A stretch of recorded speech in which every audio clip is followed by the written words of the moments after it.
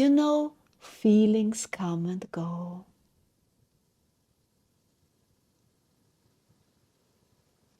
There is a much deeper knowing inside myself that this is my man and this is the person I want to be together with. And if he gets on my nerves today, then he gets on my nerves today. But this doesn't change my attitude towards him.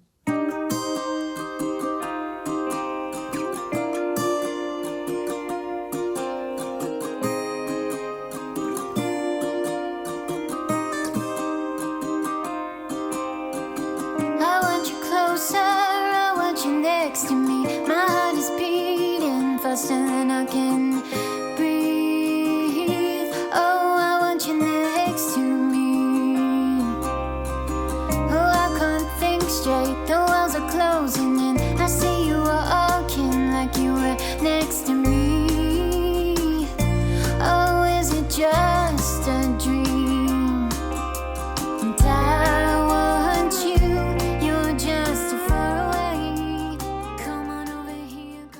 It's Valentine's Day, and we celebrate our romantic relationships, our love for each other, which can be deep, intense, gentle, a contract, or an inner knowing. We also know that all those things we tell each other about love and sexuality are stories from society.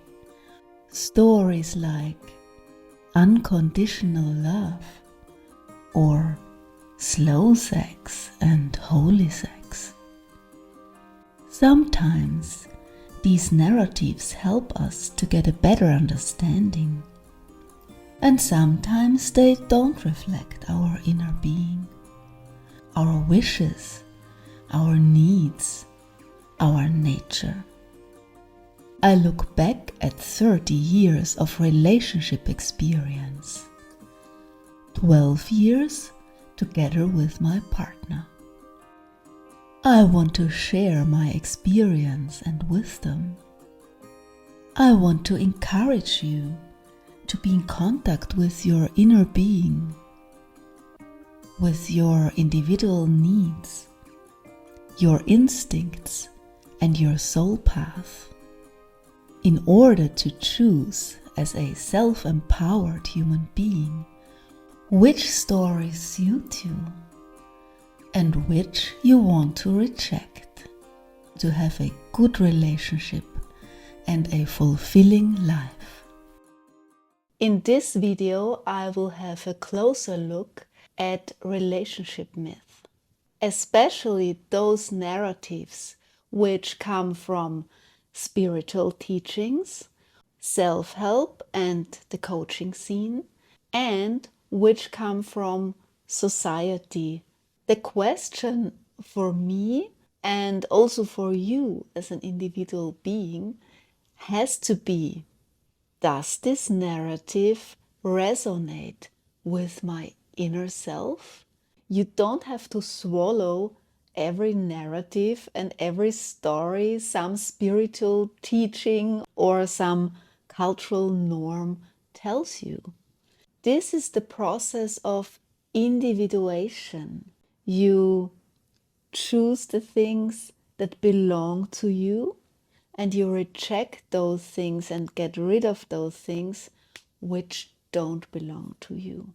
And I want to encourage you to look at this and to look inside yourself and be in contact with your needs, and also to experiment to see what's good for me, what works for me, what doesn't work for me. And you see this over time when you try out lifestyles, when you try out things. You will see that, and then you can choose the lifestyle and the relationship you want to have.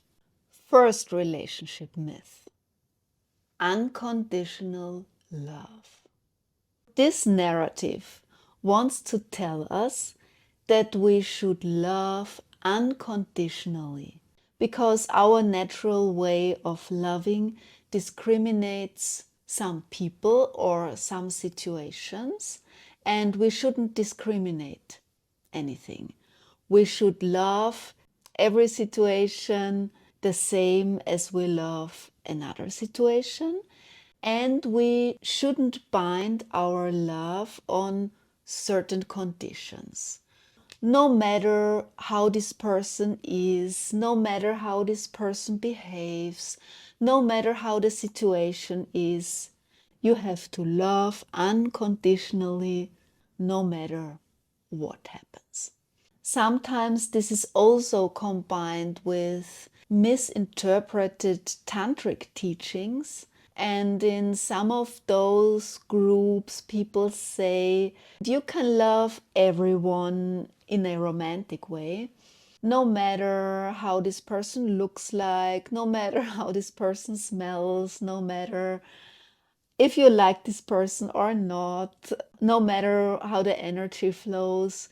If you want to be a truly enlightened person, you have to overcome your personal likes and dislikes.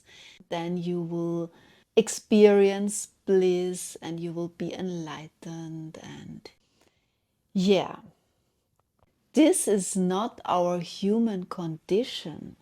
There is no unconditional love in human relationships. This is not the reason why we are incarnated here on earth. There is a reason why we are attracted to some people and why we are not attracted to other people. It's biological reasons, but also psychological reasons and also our soul path.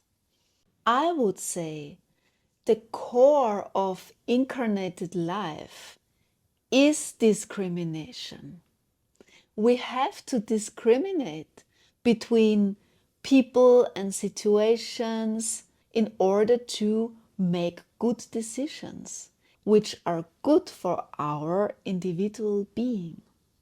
Also, sexuality. Sexuality is about contrast and tension. It's not about everything is the same and everything is unconditional and, sexuality is about contrast and tension. And that's the point where intensity arises. And the sexuality without intensity, it's no sexuality. There is no attraction, there is no arousal. And sexuality is about arousal.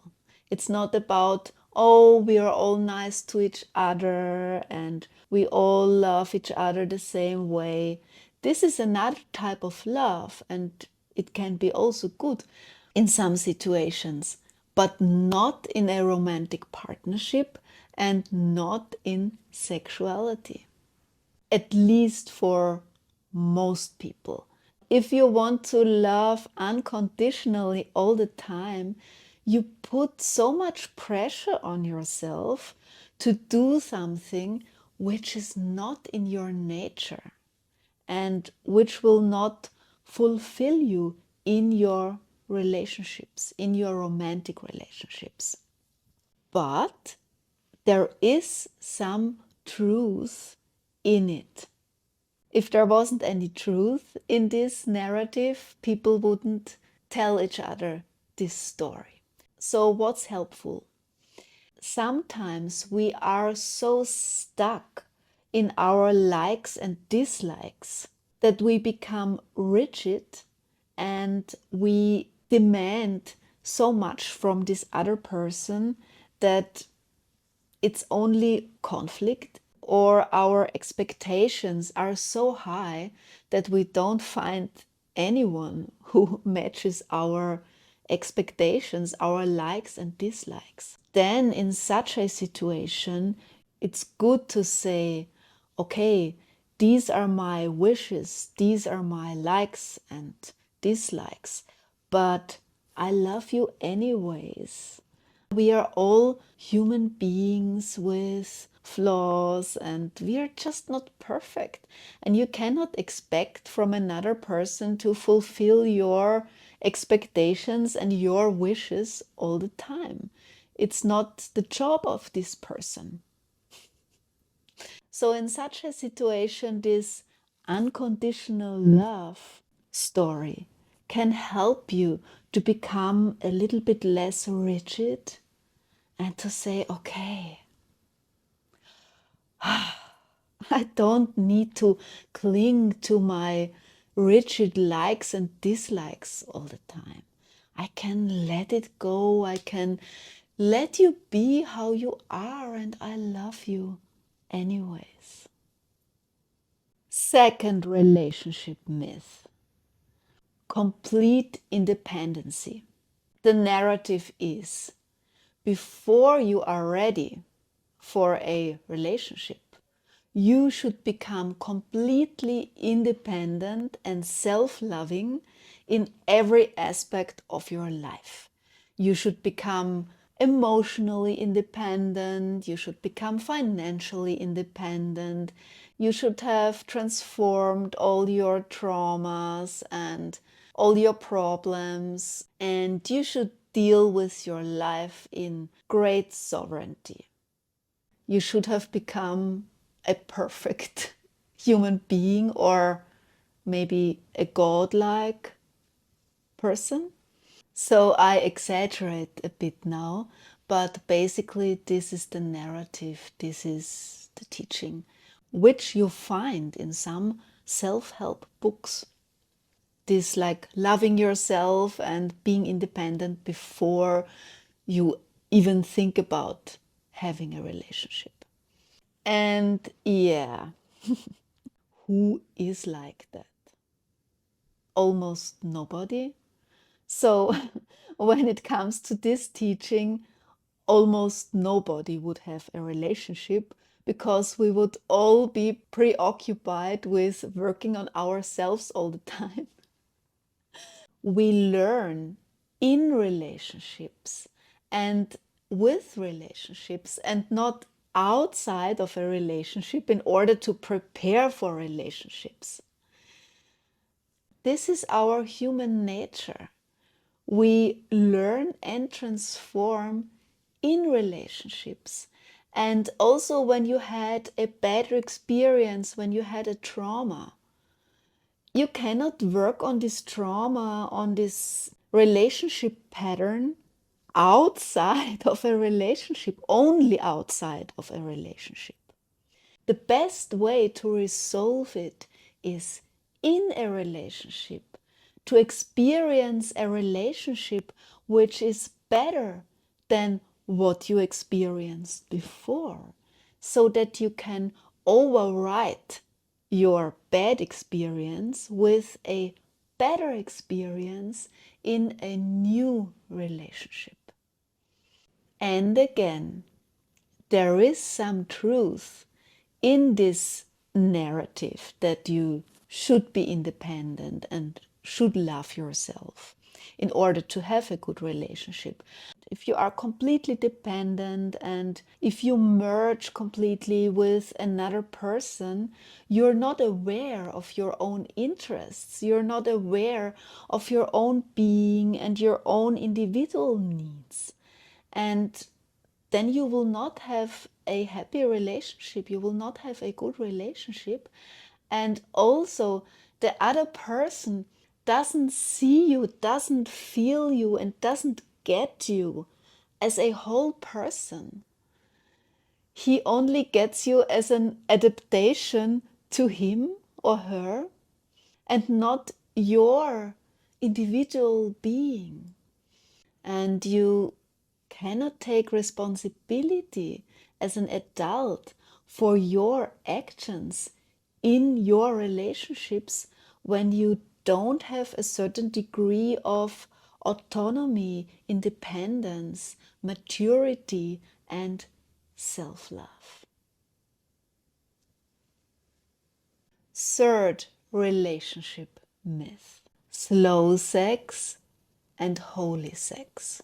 This means there is a certain type of sex which is holy, and other types of sexuality are not holy. And this holy sex is, for example, slow sex, which means you have to look each other in the eyes all the time while you have sex. You have to see each other as holy beings while you have sex. Don't objectify each other and don't only listen to what turns you on. And you have to be careful and slow all the time, and so on. This can be one facet of your sexuality, but saying that this is the best sex for everyone and only this is holy sex is just wrong.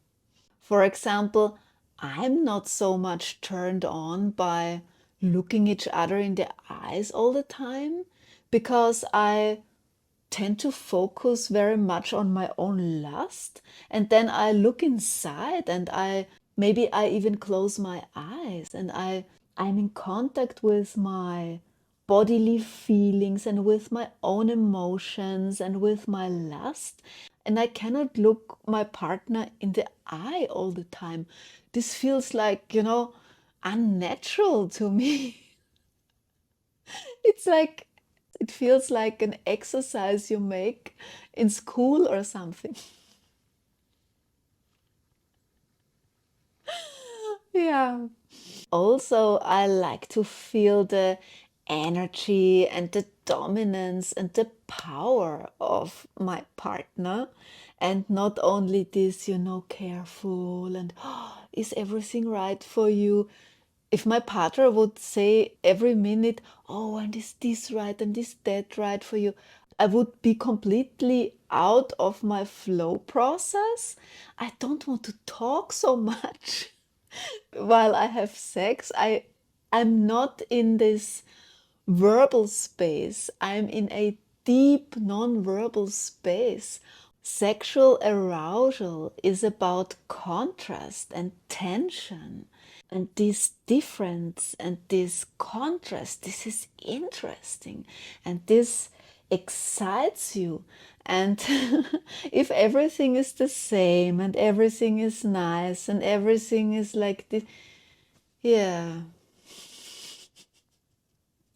And sure, in my everyday life, I don't want my partner to objectify me.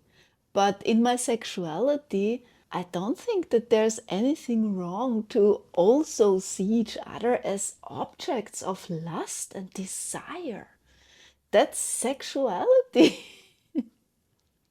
When you experience ecstasy, when you experience sexual ecstasy, this is something holy. And no matter if you come to this holy place with slow sex or with BDSM or with another kind of sex technique you like and which is good for you to get into this state of ecstasy. And why not have dirty hot sex and then afterwards cuddle the whole night and be in this, very soft state of being and, yeah, be connected with each other. And again, there is some truth in it. There is some truth in this holy sex, slow sex narrative. And for some people, this is exactly what they need at this point of their life. This is exactly what they need in their relationship, to not see each other as objects, to look each other in the eye and to recognize the other person as a human being and not only as an object for lust. And for some people this is necessary to change something in their relationship. fourth relationship myth.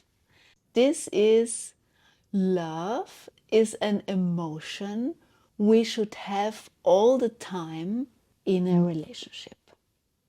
If you don't feel love all the time or most of the time for your partner, and if you don't feel these intense feelings and love all the time, then you should think about a new relationship. This narrative can lead people to have a new relationship every 2 or 3 years. Because usually after 2 or 3 years, maybe already after 1 year, this intense emotion you have at the beginning of a relationship is not there anymore all the time. And the emotions and the love you feel for your partner, it changes within a long-term relationship. That you have to feel love all the time or very often, it's such a high standard, and it's not realistic. It's not our human condition. I love my partner, but sometimes he gets on my nerves. A long-term relationship is not about emotion all the time. It's also about creating a life with each other, having a home with each other, giving each other stability, emotional stability, but also financial stability. It's about complementing each other, giving the other person what he or she doesn't have. It's caring for each other, being there for each other in good times and in bad times. And if you have to feel love all the time, like this intense, being in love you feel at the beginning of your relationship, you couldn't have a long-term relationship. And it's also about common projects you do together and you work together. And it's about the conversations you have. And it's about being interested in what the other person thinks. And this is such a relief. We don't have to feel this emotion every day and this dramatic thing every day. We know that it's there underneath, and there is much love and there is gentle love. But we also know what we get from each other and what we expect from each other. And this is so important to live a good life together. My experience is that together in a partnership, you live a much better life than alone. And we know this and we are thankful for that. Feelings come and go.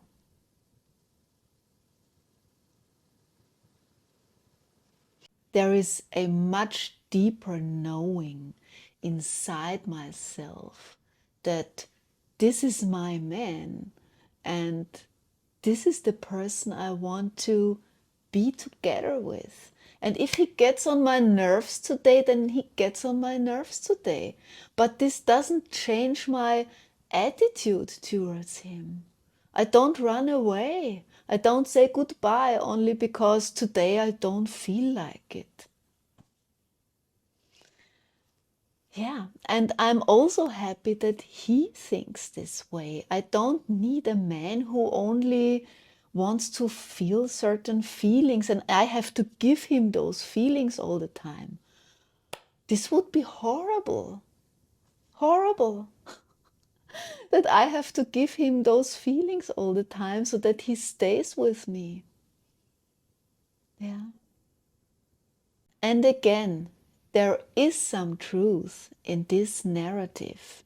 There are some relationships where you don't feel anything anymore, and being with your partner has become, only this everyday thing you're used to.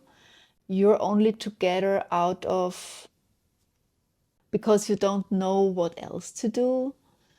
And people who are depressed in their relationships, when there is no spark anymore at all, and you don't have topics anymore to talk with each other, and when you sit together and everything feels empty and depressing and low energy consistently over months, over years, then maybe it's good to think about, okay, is this relationship good for me?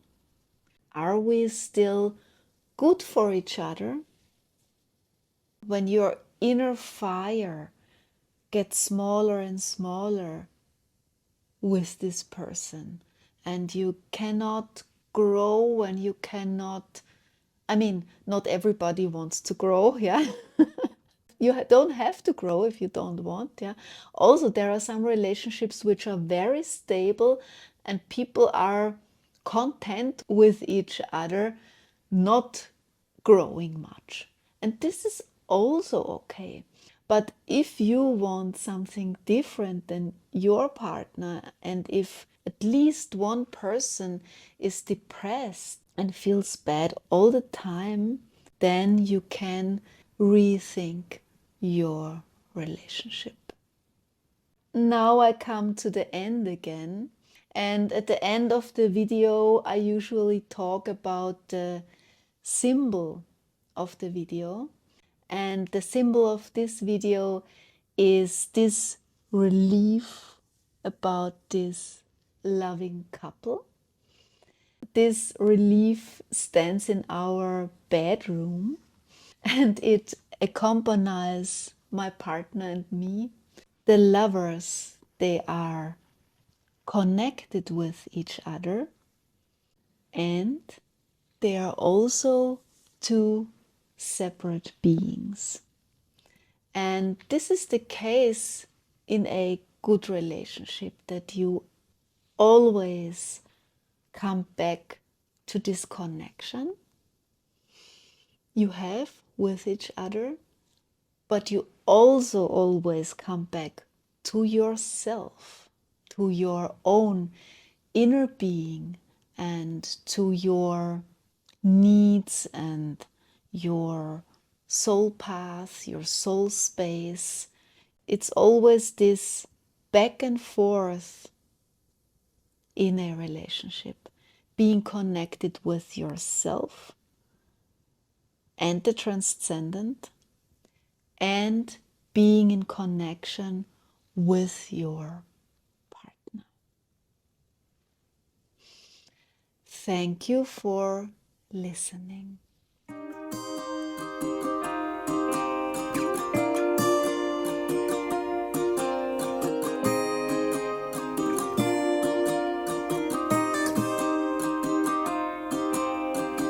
I want you closer, I want you next to me. My heart is beating faster than I can breathe. Oh, I want you next to me.